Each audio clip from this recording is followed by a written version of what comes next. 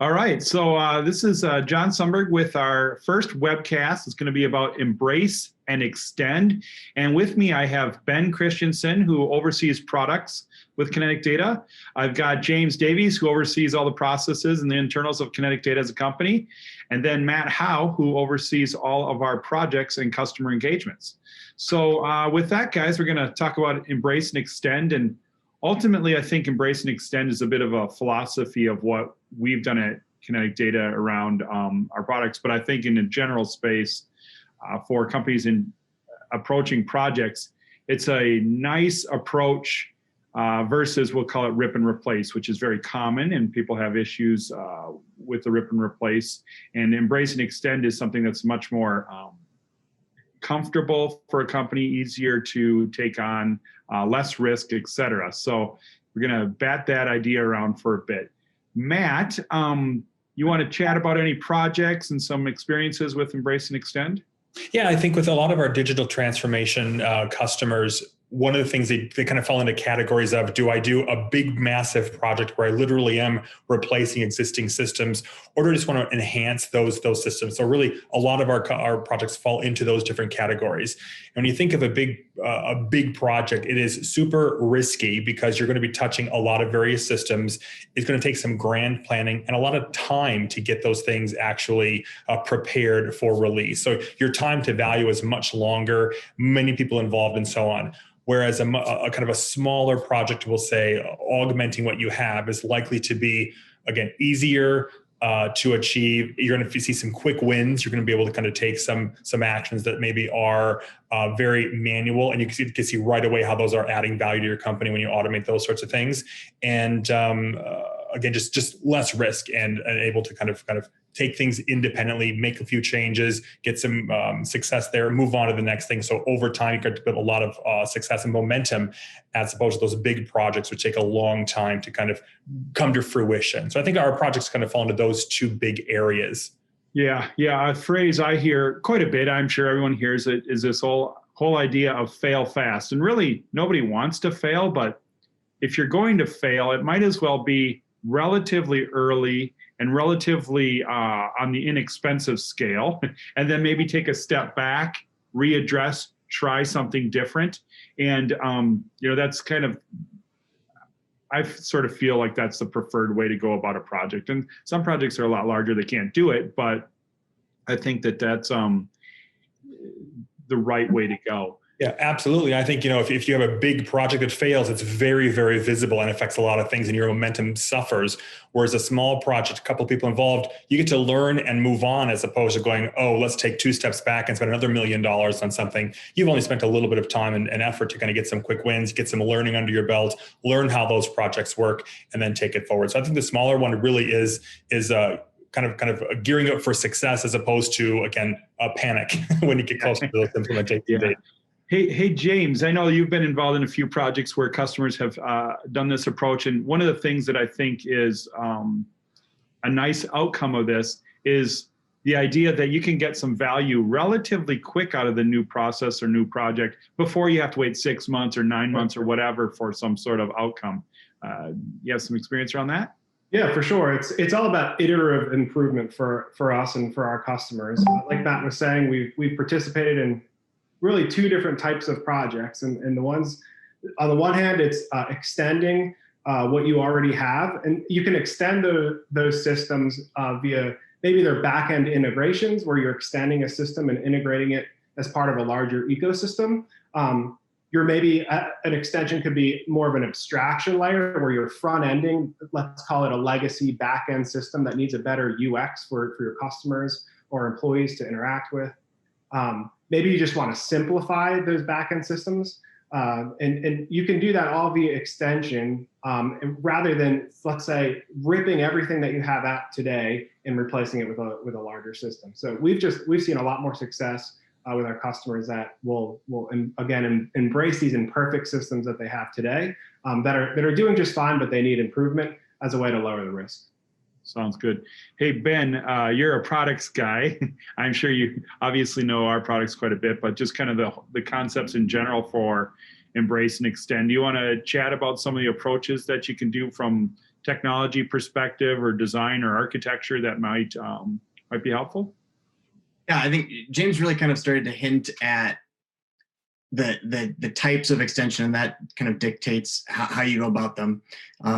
I see simplification actually as a really, really big, when we're talking, digital transformation, is a really big benefit to a lot of systems where, you've got these systems that are working really, really great, but, they've got a whole bunch of fields because their general purpose are trying to solve a lot of things.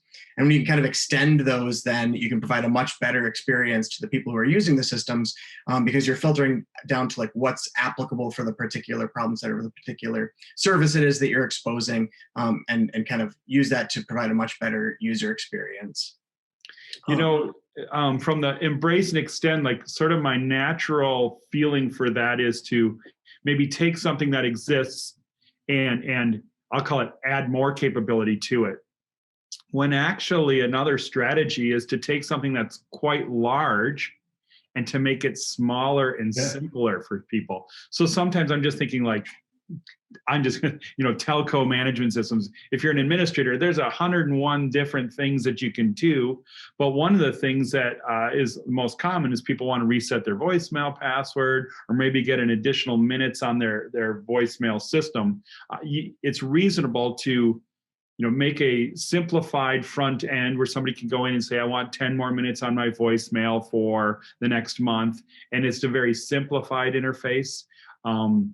And then therefore, can be exposed to a greater set of people, making it, we'll say 7 by 24, that kind of thing. So generally speaking, when I think of embrace and extend, I'm thinking, kind of high level, make it be able to do more. But really, sometimes it's being able to get rid of a lot of the fluff or the really abnormal things that happen and really kind of minimize the user set. So Matt, do you have any experiences in that? With the digital transformation project, you might have those very large programs which are really reserved for a few people to do those functions. And you really want to say, well, let's bring that down a layer. And you do that by simplifying, but maybe you have 10 different services someone can request for those different functions. Add voicemail minutes, add whatever else, remove something from my account. You can kind of bring those systems down to the end user level by creating services that are very narrow in scope. So you can actually have, hey, end users can request those themselves, not a general request that goes to someone else that then has to be take their time to actually provision. That user can put that request in and then automate that process. So you take something that was manually intensive, you simplify it, and now you get toward automation and towards self-service, true self-service, not just I submitted a ticket, I actually did something and the system delivered for me immediately. And that's why you can kind of see quick wins on that sort of kind of simplification process. Another advantage there, Matt, is you can then also, let's say you have that simple pointed process, you can then tie that into other systems in your ecosystem. So let's just say, for instance, when you need to, using that simple example, add minutes to your voicemail, maybe an approval needs to take place, and then maybe the finance system, we need to get involved with that to charge more or something along those lines. When it's not all one big system, then we can kind of, and we have this abstraction layer, we can then tie things together. And that's just another benefit of kind of breaking things up into smaller pieces. Kind of a recent example we had was one of our school district customers has the Schoology system, which is really big across all major districts to use for their students and faculty to kind of get, expose certain features and functions. But to administer that is complicated and it takes a lot of kind of dedicated resources. And one of the things we've worked on is creating integration points to that sort of system. So now you can have the faculty and administration just make a request, it gets approved and then gets delivered right through that system without having to go through that that administrative person to do that function. So you get, again, bringing things quicker to fulfillment times and so forth. So it's really kind of nice to kind of see that in action in certain companies. Yeah, piggybacking on that, that whole idea of creating those small little functions and then making them reusable, possibly integrating with approvals or finance or whatnot. But being able to take those large systems that are providing great capability to the company and break down a whole bunch of small little pieces and expose them to different parts of your workflows really also allows you to find, we'll call it bottlenecks and that kind of thing. So traditionally you might have said, hey, telco management person can get this thing done for me, and that might be a 24-hour turnaround. But if you can break these things down and wrap them around with approvals, that kind of thing, you can get something through the system way faster. And what's kind of nice about breaking it down into those composable pieces is it gives you visibility into who's making requests, what are actually active features, that kind of thing. And you may find that you have quite a bit to your larger systems that just are not used at all. And as a result, maybe make some design changes, et cetera. So I think breaking those pieces down and making it extendable to other companies will get greater value out of systems that you already own and provide some visibility into what functions are being used and what aren't. So good stuff.